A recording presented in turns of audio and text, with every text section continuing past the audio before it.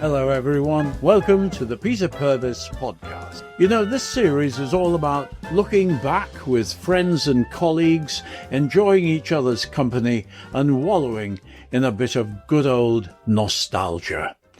Here's a musical cue to my guest today.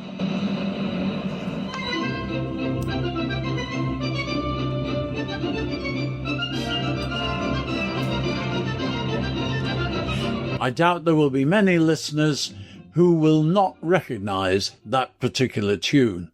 And of course, it does introduce a very special guest, a friend of mine for almost 60 years, the wonderful Valerie Singleton. Lovely to see you again. It really is. You're looking fabulous. And you, how are you doing? I'm not so bad. I had a bad spell a little while ago, but I'm fully recovered and feeling absolutely fine. Because I was supposed to be coming to stay with you and I had to cancel it, which was... I know. Well, I was in hospital. I wouldn't have been much interest to you. No, I know. I'll have to come next year instead. Well, we hope so. Yeah. I'm going to start right at the beginning because I remember your parents very well. They came to the studio occasionally. A lot of my friends worked with your dad when he was an advertising executive at J. Walter Thompson. Yes. So I feel I've known you also quite a long time. It's because Dad went to J. Walter Thompson that we had to get a television set, which was when I was 16. So that's the first time I had television, when I was 16. Well, it's amazing how our lives coincide in that way. I was at boarding school and we didn't have television until I left at 18. My parents did get one to watch Blackpool win the cup final in 1953 and the coronation of Queen Elizabeth II. That's right. Yeah. But that was it. Let's compare childhoods just a little bit.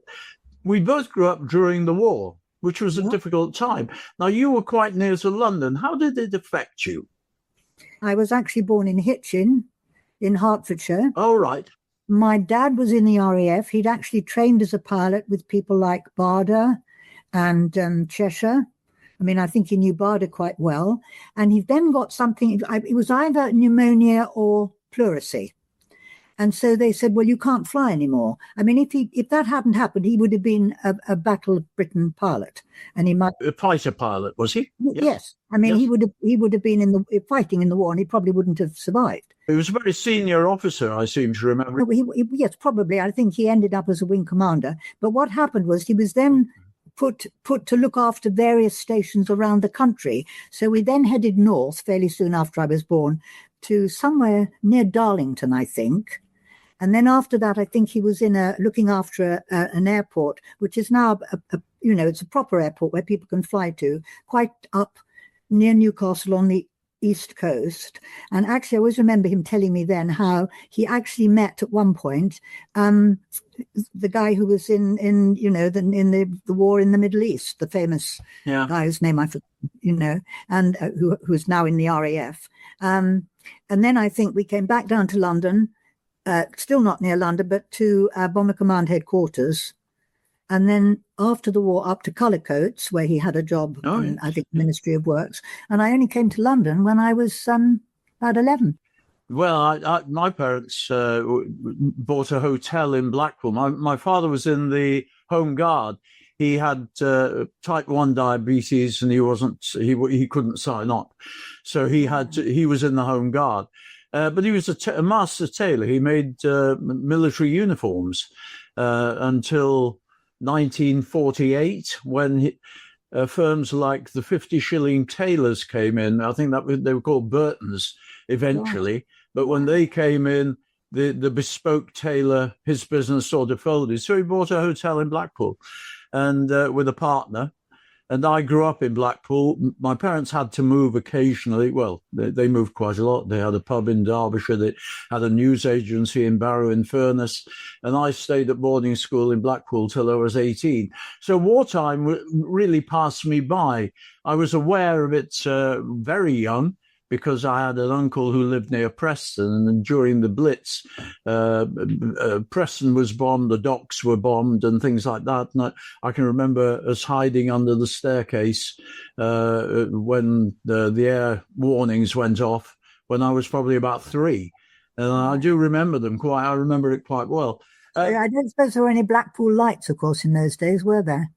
No, I was at school in 1951 when they opened again. They started again, but they were a brilliant invention back in the 1870s, I believe. That's when the illumination started. Of course, they couldn't happen during the war. No way. And they didn't come back until 1951. It's been consistent ever since. In fact, can I just say what is so extraordinary is that we worked together for all those years. And in a way, I realize how little I knew about you and Johnny, what happened to you before you joined Blue Peter. It's like we sort of became friends and took it from there. We never sat down and said, well, where did it all start? I suppose at that time we were very forward looking. Now we have a little time to be nostalgic and to go back and think about these things. You started off you trained as a dancer. Like my wife, you went to arts education, I think. Yes, I did. Yes, we both went to the same school. But when I went to it, it was in a very big building just off Oxford Street. Sort of the back entrance was in a little passageway called Lee's Place. When you went in the back way, the front way was very, very grand with a wonderful big staircase. And I think after it moved then into two buildings, I think just off the other side of Oxford Street. But that big building was taken over by the Americans eventually. Yeah, it was very strange. I mean, I don't think my schooling was very good at all. I mean, I wrote a diary when I joined there, and I think the diary said something like, "Oh, good, dancing this afternoon." So I obviously didn't enjoy the classes very much. But you having done that, you then got the acting bone because you went to RADA. I never had any official training. I was very lucky because without drama school training, it was very hard to get even a provisional equity card, and getting work, you had to have a card.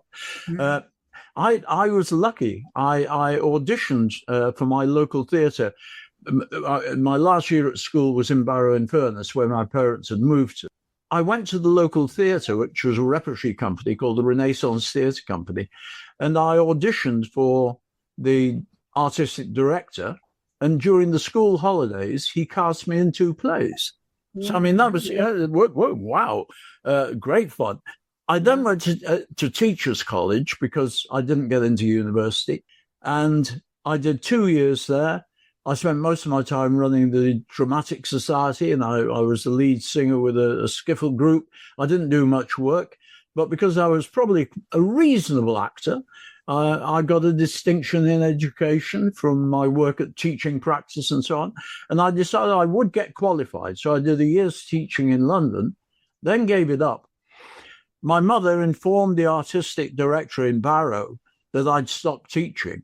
I got a telegram the next day saying, if you want it, there's a job here for you. And I did 2 years in weekly rep. That was my training. Oh, fantastic. It was absolutely fantastic. We did 96 plays in 2 years. I mean, at drama school, you didn't get that. No, I mean, and of course, Johnny was an actor as well. Well, I actually, when I did come to London and was kicked out of the convent that I was sort of put into when I first moved to London, I never asked my parents why I was kicked out. Too late now, sadly. And then they sent me to the Arts Educational School. And I almost immediately got into pantomime, which was extraordinary because I hadn't really been doing much dancing at that point. And it was in Finsbury Park Empire.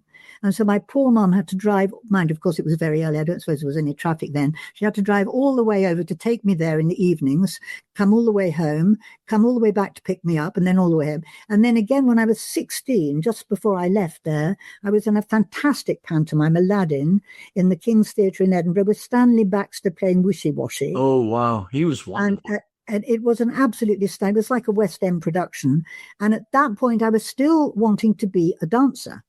And an actress friend of mine at RADA, at the dancing school that I've been with, called Angela Brown, who went on to do quite a lot of work, married an actor called Francis Matthews. And when I came back to London, it was a very long 3 months up there. I had a wonderful time staying in a great digs in Edinburgh. I mean, in Edinburgh, that's very, very different, of course, then. And when I came back, she'd gone to RADA. And I remember thinking, well, I don't have very long legs for a dancer. Maybe I'll try RADA. And I was incredibly lucky. I got a scholarship for one term only. It was called the Rosina Philippi Scholarship. And then that started in 1954, and there was just an amazing bunch of people that I was with. I was with Peter Bowles and Albert Finney and Peter O'Toole and Rodney Bewes, and just lots of wonderful actors that, Richard Briers was a friend of mine at RADA. Wow. And I think I was there too early, really, because I was a bit naive still, and I felt, I don't know, I'd quite like to have gone there a bit later when I was a bit more grown up. There are some really stellar names, though, that you just mentioned, that they could have been your contacts in the future. Did you stay in contact with any of them? No, I did once have a rather nice little snog at the end of a party with Albert Finney. Which I think it was an end-of-term party somewhere off the King's Road. But the funny thing is that I used to bump into him after that. I lived sort of just off the Fulham Road, and I'd bump into him in the newsagents. And he was lovely. He'd always introduce himself to me. And he'd sort of hold out a hand and say, "Hello, Albert Finney." And I never quite had the nerve to remind him. Obviously, hadn't a clue about it, And I should have said, "Albert, we have met before, But he was very sweet. I rather liked him. And when I was in Cambridge, doing 4 plays in Cambridge, Peter Bowles was in one of those. Stayed in touch with Richard Briers for quite a long time. And, everybody moves away and does their own thing, and you take different directions, and suddenly you lose touch, really. Yeah. You were in repertory in Bromley? Yes, and when you're at RADA, right at the end of your 2 years, they have big productions that you do, and all the producers, there was repertory across the country then, of course, and they all come to see these productions to see who they want to invite to join their repertory company.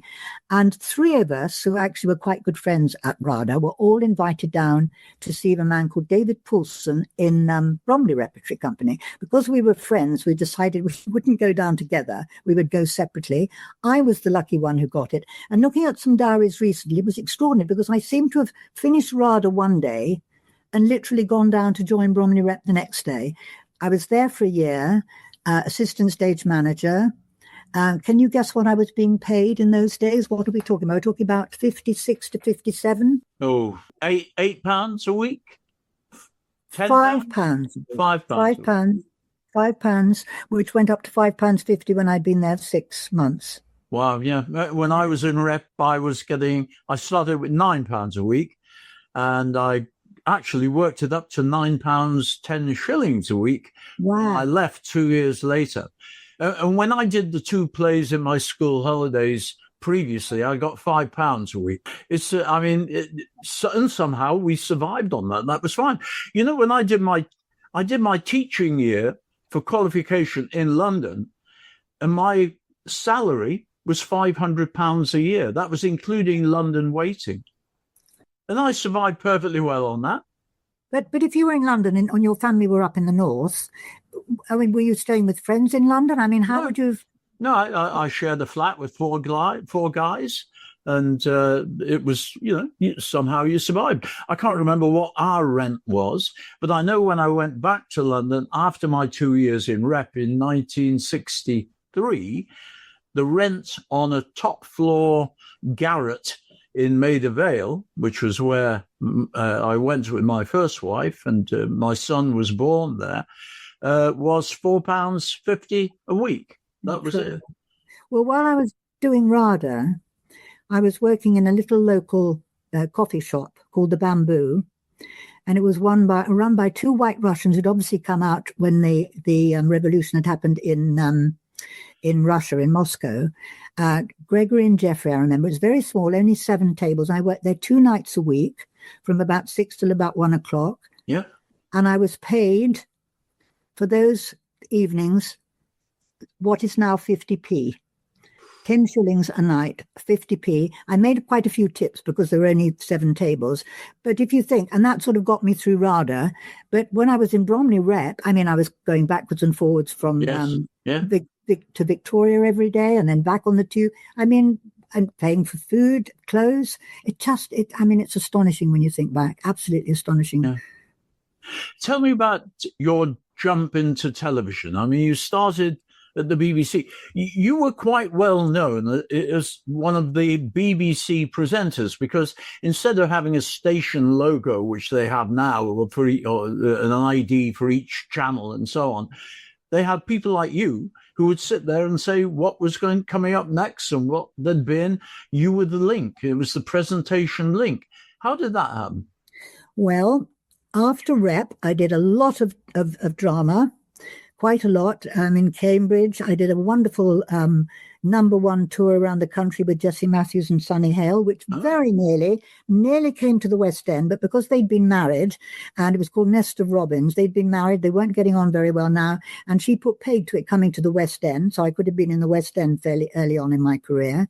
Then I got into doing lots and lots and lots of voiceovers for commercials, wonderful products that are still on our supermarket shelves, and was actually, it sounds a bit pompous to say it, but I was actually one of the top women voiceovers for commercials. Worked with lots of people in advertising, went on to become famous film directors.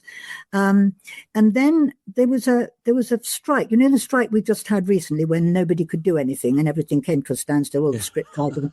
There was a strike like that. One of the things that we used to do, not that I was out of work that long, I was actually quite lucky, but if you were out of work, of course, you had to go to the labour exchange to get your out of work money. But what you could do, there were things called advertising magazine. There was one called Jim's Inn, which was in London. I was the one in Manchester. I used to go down and do one in Cardiff called Friday Shopping List. And so they were an absolute saver. You know, you'd go and do those when you didn't have anything else and you brought in a little bit of money. You didn't have to go to the labour exchange. And on one of those, I met a young man called Christopher Trace. I did a wonderful film in Greece, which was advertising the new Ford classic cars. So that was absolutely wonderful. Greece in 1961, where there wasn't a tourist in sight in April, just brilliant. And then I came back and there was this equivalent to this strike. And so nothing could happen on the advertising side. No commercials could be made, no voiceovers, nothing. Slight panic. And I auditioned for a play, which was for a little theatre just up from Cambridge Circus leading up to Tottenham Court Road. Didn't get it, did a southern accent, an American southern accent, which I'd never done in my life before. Didn't get it. And a friend of mine said, why don't you write to the BBC? She was in television, she was a PA, and see if you could become an in-vision continuity announcer. It would never have crossed my mind if it hadn't been for that friend. Yeah. So I did an audition and got it. And started doing that. And then one day down in the club, bumped into a young man who said, hello, I'm Christopher Trace. You met me on an advertising magazine. Oh, yes, I remember you. How are you? Well, I'm doing a program called Blue Peter and we're looking for a girl. Do you want to audition? And I said, well, okay, got a job on the 4th floor. Why not? And I didn't get it. A very pretty girl got it. She only stayed for 6 months. And 6 months later, they asked me to do it. And for a while, I did both together. And then eventually we had Biddy Baxter came in and then it went twice weekly and they said, well, you can't. They were recording it at that time. You can't do both. You know, you can either do announcing and I gave up announcing because you were stuck in a studio and now, but Blue Peter was going out and about a bit. My parents were horrified. They said, but you've got this really steady job on the 4th floor announcing. And it was only when we did, do you remember the veteran car run? I do indeed. And it was only when we did that, my parents went somewhere like to Gatwick to sort of see, and they suddenly saw the amount of people that had gone all the way down the road from London to Brighton to watch us. They suddenly said, oh, we think you might have made the right decision. And do you remember when we got to Brighton? We just got there, a minute to spare? We were nearly late. I mean, the filming that we did on the way, obviously we had to set up certain things and that took the time. But the crowds were enormous. Yes, 1 minute to spare. We just made it and got the certificate that meant you completed it. But it was lovely. We had... Was that the lovely Bullnose Morris? I think it was a beautiful blue car, absolutely fabulous, open. Yes.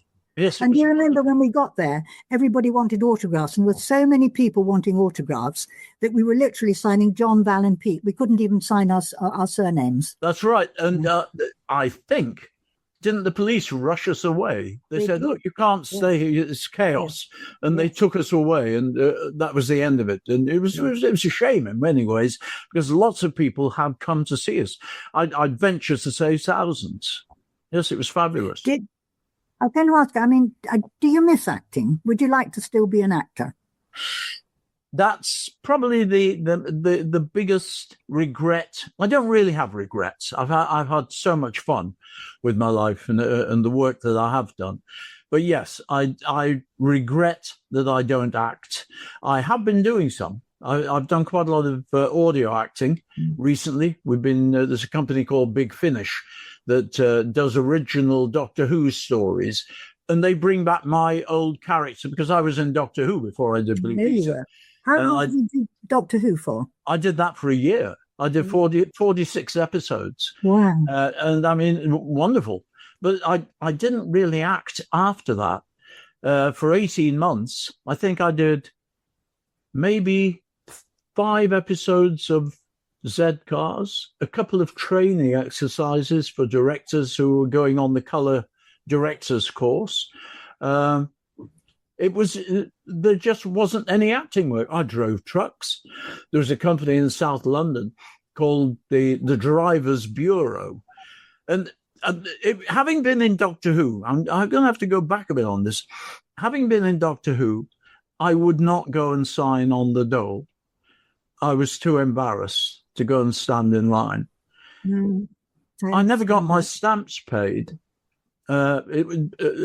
Financially, I've made a disaster of my life in that respect. When I took Blue Peter, I did it for 6 months. There's a lovely story involved with that. When I was in Doctor Who, there was a serial called The Celestial Toymaker. And there was a game that the Doctor had to play. And it involved a triangular pyramid, which was made up of 10 segments. And the game was, it sat on a triangular board on one of the points.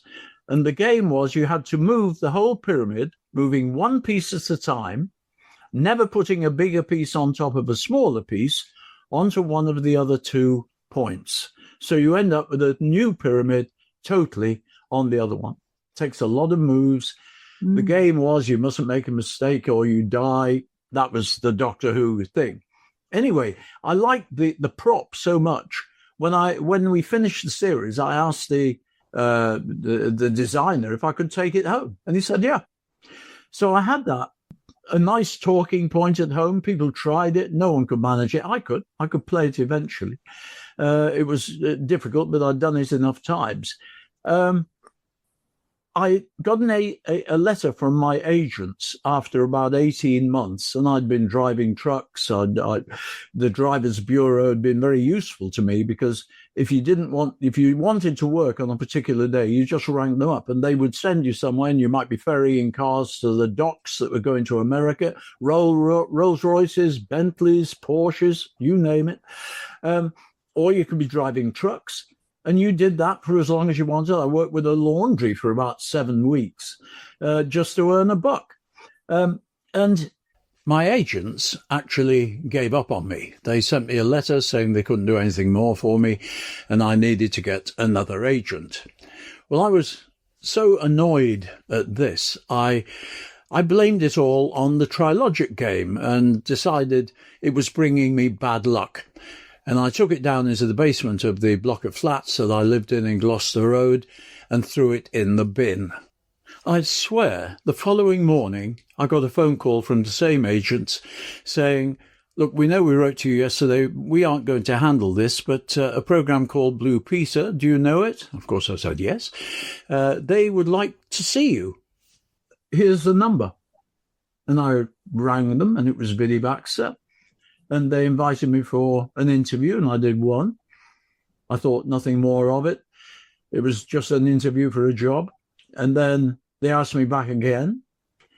And then the next time they said, well, we'll be sending you a script in about 10 days, and we'd like you to come in the following day and do an audition. You did my audition. You were my partner. As I walked into the studio, the person I saw leaving was the previous person who'd auditioned. It was Michael Aspel. Oh, God. And Michael, of course, was pretty well known at that time, and Peter Purves wasn't anymore. And I thought, oh, well, I'm not going to get this. You did my audition. If you remember, you probably weren't. It's too much of a detail. But we didn't have to do the famous trampolining nonsense. But I had a bike which had a motor on the front wheel, and you kicked it off and picked it up, and it turned the front wheel and drove you. So it was a motorized bike. I was waiting for my cue, which you gave. You was a link to something. It was out of a film that I'd done a commentary for or whatever. And I went for the starter pull, and it didn't work. It didn't work again. Third time it didn't work. So I rode the bike in anyway and said, well, what should be happening now, as you'll see. And I did. I made it up. You were ad-libbing. We had a script. That got me the job. I know yes, that. Incredible. Incredible. Just I improvised and got through it. So you were partly instrumental for me getting the job anyway. Was it because they'd seen you in Doctor Who? I mean, did you ever discover why they made contact with you? Oh, yes. That is a complicated story, but I'll shorten it. Now, what had happened was there was a lady at the National Theatre whose job it was to write back to actors who'd sent in photographs, information, things, and there was nothing for them. And she would send the things back and would apologise and so on. The assistant producer on Blue Peter, Edward Barnes, was having dinner in a group of people with this lady. And he happened to mention that Christopher Trace was leaving the show and they needed a replacement. And he asked if she had anyone on her books. And it turned out she hadn't. I'd never written to her, so it didn't come that way. About 3 or 4 days later, apparently, this lady was having dinner with a group of people, including a gentleman called Giles Havigal. Now, Giles took over as the artistic director of the rep company I was in Barrow-in-Furness, and I'd met him once when I went back home with my newborn son to see my parents, and I went and saw a play, and I met Giles, had a drink with him, and it was all very amicable. Well, he was having dinner with this lady at the National, and again, she mentioned the fact that Edward Barnes had asked if there was anyone on the books that might fit the bill. And Giles came up straight away and said, oh, yeah, I know someone who could do that, Peter Purves. They got in touch with me, and the rest is history. Pure luck. Yeah, it is extraordinary, those coincidences. I mean, if that strike hadn't happened and that friend in television, I think she was a PA on a current affairs program on the other channel, if she hadn't mentioned, why don't you try? I mean, I didn't even know that. I mean, obviously I was aware of people like Judith Chalmers and Val Pitts on my telly, but it had never occurred to me I could do something like that. And in fact, I'd actually, again, I very nearly got into the West End. I just auditioned for another play, and I didn't get that. This is the one with the Southern accent. And that's why, Bridget said, have a go at the BBC. And sometime after, so I didn't get the play, so I joined the BBC instead. And sometime after, I bumped into somebody I knew, and I said, oh, hi, what are you up to? He said, oh, I'm working on and he named this play. And I said, oh, how funny. I said, I auditioned for that. He said, yes, you very nearly got it. And so, I mean, if I'd got that play, actually it didn't last very long, so I'd have probably been out of work in a few months, but it had some very, very good people in it. Because I remember looking it up afterwards. I would never have gone to the BBC. So it's that close the way things happen. And actually now, like you, I mean, I would love to try acting. I keep thinking, shall I write to Casualty and suggest that I sort of put on a blonde wig, and they could have somebody who's been involved in some dispute or an accident or something, and try and change my voice a bit because people tend to recognize my voice. And I'd love to try something like that. I really would. I think it would be such fun. I mean, I was very lucky with acting. I don't know what would have happened if that strike hadn't happened and I hadn't changed course, rather like you. We might both be starring in films together by now, for all we know. Absolutely. Well, as I say, a little earlier, I said I took the job on Blue Peter for 6 months. At the end of 6 months, the option wasn't on my side to not carry on. It was only on the BBC's side to keep me, and they kept me. And of course, the next time the contract came up, I was enjoying the job so much I stayed. And I had a lovely 10.5 years there. We had some good times on that. If you remember I remember when very early on that you said to me, oh, we're going to do a trip to Germany for the Christmas market. We all did that one. We all three did that. And we also went on another, by then, I was totally experienced, of course. We went to Lech in Austria.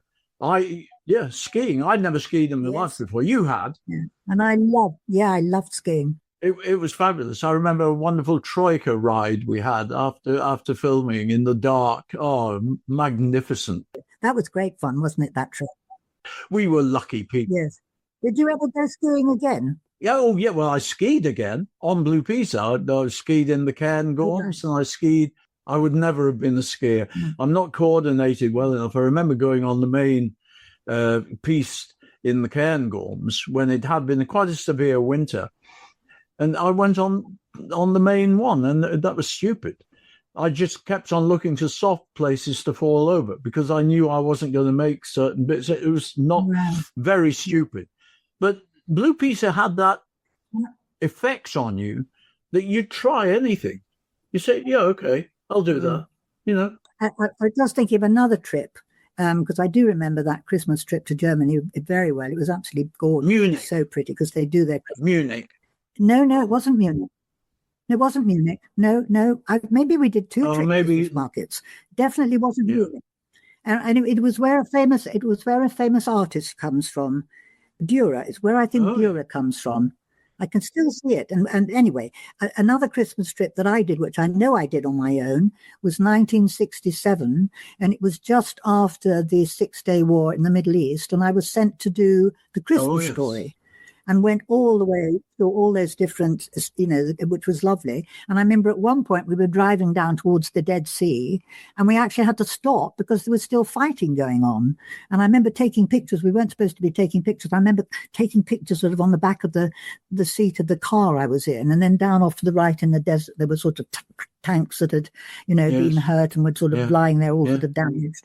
And then eventually we got down. So that was fascinating. I remember you telling us about that when you came back, saying it was not a great experience. No, it wasn't a great experience. And of course, no, it wasn't. There's all sorts of things that, that had changed and sort of, the Arab population, Palestinians weren't very happy about what had happened. But it was very interesting to see. That was my first trip ever too.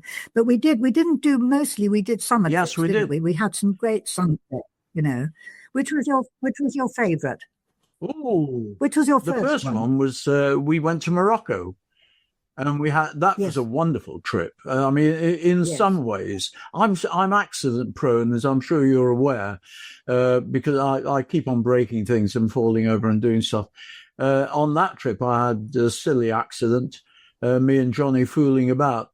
After filming, we'd gone out for a meal, the whole group of us, and we had oh gosh, yes, I remember this. Oh, we had this. It was a Range Rover, wasn't it? Not a Range Rover, a Land Rover. It's like a Land Rover, yeah. And there were so many of us. Johnny and I travelled on the roof. Oh, I remember this. And we went out to this place. And the thing on the way back, the driver swerved to avoid a dog somewhere on the route. And I said to Johnny, we're on the roof, everyone else is inside. And I said to Johnny, when we get back to the hotel, let's get off before it stops and they'll think that we fell off when he swerved, because it was a bad swerve and we were hanging on for a moment. So we tried to do that. Unfortunately, as we're slowing down, coming into the entrance to our hotel, I stepped down and my foot went into a hole and I fell and I damaged myself quite badly. I grazed all one side of my body. It was, blood pouring everywhere. Yeah. I remember that very well. And unfortunately, that was the start of me having accidents. You look terrible. You look absolutely terrible, Pete. Yeah. And of course, the continuity was the problem. I mean, Edward Barnes was with us, wasn't he? And I remember they had to sort of cover up. You had grazed all down your shoulder, down your left arm. And of course, so when you were filming the next day and you were meant to look like you'd looked like the day before, you didn't because of all. And how did they manage that? Did they cover you with, what did they do to cover it up? Lovely. If you remember, we had a wonderful photographer with us called Tommy Wall. Charles Walls was his name, but he was we called him Tommy.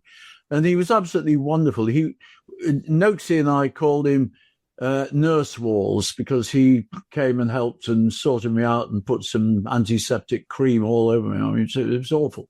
But we avoided it by the camera angles. We were filming in a place called the Gorge du Tordre. Yes. And apparent in the story that we were telling, we broke down in the water. Yep. And we had to mend it. And all that stuff, I'm under the bonnet trying to sort it. And it was trying to keep one side of my body away from the camera all the time. And it was very painful as well. But, I grinned and bore it because you have to. Very painful and very hot. Very hot. And funnily enough, Pete, I've still got that video at home. For some reason, I've ended up with a few videos of the holiday trip. I've got Mexico and Morocco, and I was watching that Moroccan one because I go in once a month now to just show some of the films I have to a care home, which my local one in Sherborne, where I live near Sherborne, and my dad was there, and I go in and show them a film, and then perhaps do some readings of something or other, perhaps some articles I've written or something. And I was showing them that one recently, and that I can clearly see us sort of in the middle of that water, and you sort of coming out. And Edward Barnes wasn't very pleased with you, was he? No, he wasn't. I was sure I was going to get fired anyway, but I didn't. Maybe that they saw something that was worth preserving in me. But I also remember on that same trip, we went down to the desert where David Lean had made Lawrence of Arabia, and the last outpost of the mounted camel patrol before Timbuktu. Yes. Remember, there was a sign that said Timbuktu. Timbuktu was the next stop across the desert. It was a little place called M. Hamid. Yes. Right down in the dunes of the desert, and it was magnificent. I'll tell you a little story. Carry on. I'll tell you a little story. Well, I was going to tell a little story about you because the camels were pretty annoying. If you remember, your first attempt to get on one, it picked you climbed up and it threw you off and you crashed out. And I can remember you stormed to the camera and saying, and it was scorching hot, I must say. And you said, it's a bit much in this heat. I think I actually swore, Pete. You probably did. Yes. It would have been cut from the film. I think. And do you remember that the Camel Corps were due to come to be filmed in the afternoon, and they took their time because I think they were renegotiating because they'd been in Lawrence of Arabia, so they kind of knew their worth now. So they were trying to negotiate a slightly higher fee. But there was a little shop which sold things there, and there was I think there was a camel market as well too. Things were being sold. There was a camel souk, yes. Yeah.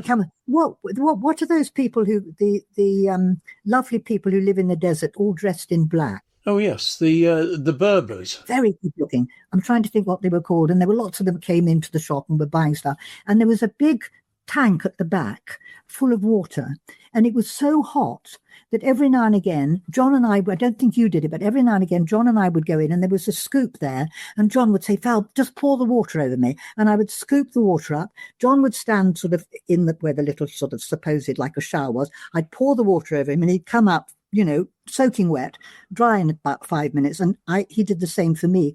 But I'm still, all these years later, feeling horribly guilty because by the end of that day, we had got rid of quite a lot of the water in that tank. And that must have been the water for that owner of that little shop. And I still feel horribly guilty about that. Likewise, I hadn't thought about it for many years, but for many years I did think about it. There was a little stream in Mohammed which hadn't quite dried up, which I went and just lay down in. And you stand up and your clothes are dry in seconds. I mean, it was scorching. The camera crew hung him a temperature, a thermometer up, and it was registering 134 degrees. That's Fahrenheit. Wow. Inside. Like an oven. Do you remember, it was so hot that when we drove, I remember whenever we were staying in a hotel, Edward would say, right, well, we're off now. And we would all go and jump in the swimming pool and get into whatever vehicle we were driving in, soaking wet. And it was so hot that rather than having the windows open with the air coming in, the air that would have come in through the windows was hotter than it was inside with the windows closed. Yes. It was, I think it's probably the hottest of any trip we've ever done, actually, that. Yes, yeah. It was. I can remember I got a new pair of shorts and shirt, all just ready to go. The vans are waiting. This was when we'd arrived at a hotel which had been commandeered by the army down in the southern states, and we couldn't get into our rooms for a couple of nights. Oh, I slept in one of the offices in a chair, and Edward Barnes, I think, slept on a desk. But it was so hot, and I was all ready to go off and film. The vehicle was ready. I was just going to go into it, and Johnny pushed me into the pool. No. And for goodness sake, by the time I got in the van, I was virtually dry. And I remember, I think in that hotel, it was so hot. I remember taking my sheets out and thinking I'll sleep by the pool. And the hotel then wasn't all the army had gone. It was more or less just us. And I was walking through these sort of half-lit rooms, and I was just about to step over a frame between one room to take me out into the area by the pool. And something moved, and I thought, what's that? I just lifted my foot. And if I'd put my foot down, I would have trodden on a very large black scorpion. And he actually had his, remember? I remember you telling me. He actually had his tail up, waiting to sting me. And I remember then the hotel staff came. There was this ridiculous thing where they lit a sort of circle of fire to try and get this scorpion in the, it was horrible, really, the scorpion to kill itself because of the fire. Because they didn't really want to. Yes. But that was a close thing too. That was an extraordinary trip, really. But Marrakesh was absolutely wonderful. That souk in Marrakesh, brilliant. I've always said that Marrakesh is the most foreign place I've ever been. It was quite extraordinary. You stayed in a different hotel. We were all booked into a rather nice hotel right near the souk, right near the big Place Chamalfna. And it was called the Grand Hotel de Foucault, which, pardon the expression. But you, dear Valerie, you wouldn't stay there. You went and stayed at La Mamounia. Well, I'll tell you why. Which was, I think it was a 6-star hotel then. I was going out with Pete Murray at the time, and he said to me, you know what'll happen? He said, all the crew, because in those days, I think the crew sort of got a certain amount of money. And of course, if they saved it by not spending it on meals or hotels, they'd go home with a little bit. And he said, that's what the crew will do. He said, you get into a really nice hotel. So I was booked into the Mamounia, which drove Edward mad, of course, because he had to come and pick me up every day. It was the hotel that Churchill had stayed in at one time. And yes, you all moaned about that, but you would all come back to me at the end of the afternoon because I was the only one who had the swimming pool. So we would all go swimming. So in the end, it sort of worked out, It works out extremely nicely. Funnily enough, I drove to Marrakesh the following year. Oh, did you? I liked it so much, yeah. I drove all the way.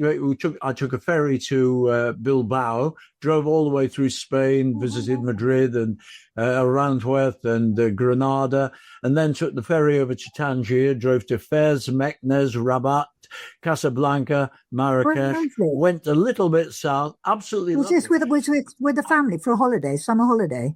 I went. Just my then wife. Yes, we were Chile. I never ever knew you'd done that. I'd love to have heard about that. What a great trip! Yeah, I'm sure I boasted about it when we came back. But yes, it was absolutely fabulous trip, and we stayed at La Mamounia. Oh. And if you remember, when we filmed in Morocco, we had a wonderful guide called Moulay. Yes. And he'd been a replacement for the first guide they'd had, who was so stoned out of his head all the time that Edward sacked him. So we had Moulay as our guide. When we got to the La Mamounia, who was the guide at the hotel who was available was Moulay. Oh, wonderful. But because he knew us, he wouldn't let us pay. We went with him. He invited us to his house. We had a meal there with him and his girlfriend, who was a rather plump American girl who had come to Marrakesh and stayed. And we went out to a big reservoir where we went to swim, which it was absolutely lovely. Had a fabulous picnic, and he took us around. He was absolutely lovely, and he accepted no money from us. I mean, I did give him some things. We bought him things, but he was just lovely, and it was such a nice memory. I'm sure I boasted about it, but anyway, there we go. There is, the thing is, it was a fabulous time to be working in television. It was a fabulous time to be traveling. Yes. Where we went, people weren't going. We went to places people hadn't been before. You know, places like Agadir now in Morocco is, just packed with tourists and all the rest of it. It was a tiny fishing village. People weren't doing the traveling, and we were lucky. And I think we saw the best of the world. And I'd love to explore it further. I think we could talk forever. I mean, I look at places, because I then went, after I'd left the PM program, I did a lot of travel writing. I saw some amazing places in the 90s that I could probably never have afforded to go to, stayed in hotels I could probably never have afforded to stay in, and I saw almost the whole of the Caribbean. I was incredibly lucky. But I look at places now and I think, I'd quite like to go back there now. And then I think, no, I went there when there was nobody there. I don't want to go now with hordes of people. So you're right. Yes. We were very, very lucky. You know, Jamaica and Singapore and Morocco and Mexico. I mean, just wonderful places that we went to.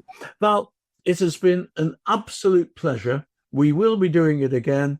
And for now, thanks for joining me on the Peter Purves Podcast. Well, thank you very much for having me as a guest. It's lovely to see you and to talk to you. Bye for now.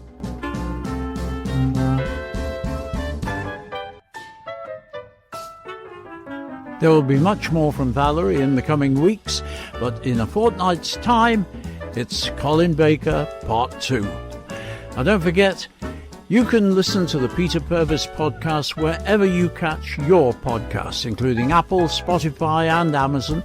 Do follow so as not to miss future episodes, and leave us a comment and rating, and most importantly, if you've enjoyed your time with us, share with friends to help us build our community.